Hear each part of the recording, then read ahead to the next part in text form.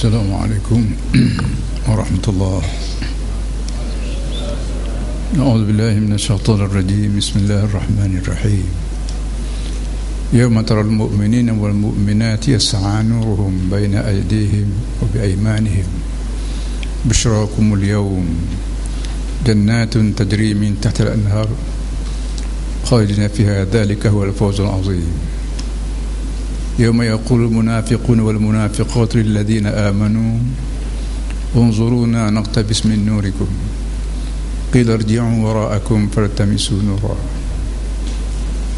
Yang bermaksud Muhammad memberitahu kepada manusia seluruh dunia tanpa mengira bangsa, keturunan dan pangkat, bahawa satu hari nanti akan melihat orang mukmin, baik laki-laki baik mukmin perempuan,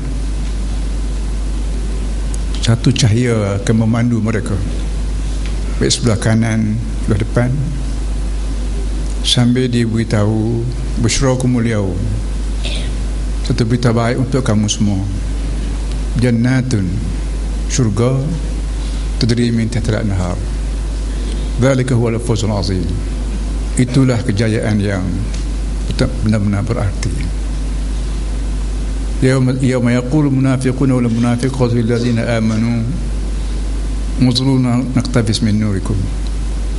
Serentak dengan itu, golongan munafik, baik laki-laki baik perempuan,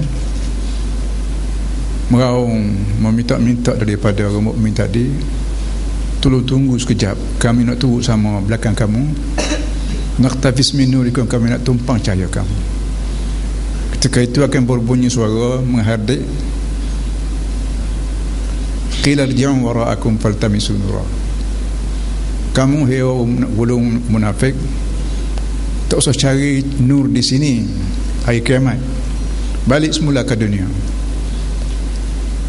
balik semula ke dunia, cari cahaya di sana. Ketika itulah golongan munafik akan berdepan dengan masalah, 1001 masalah yang meminta daripada Allah hantar balik mereka ke dunia semula. Dan perkara itu mustahil. Sadaqallahul azim.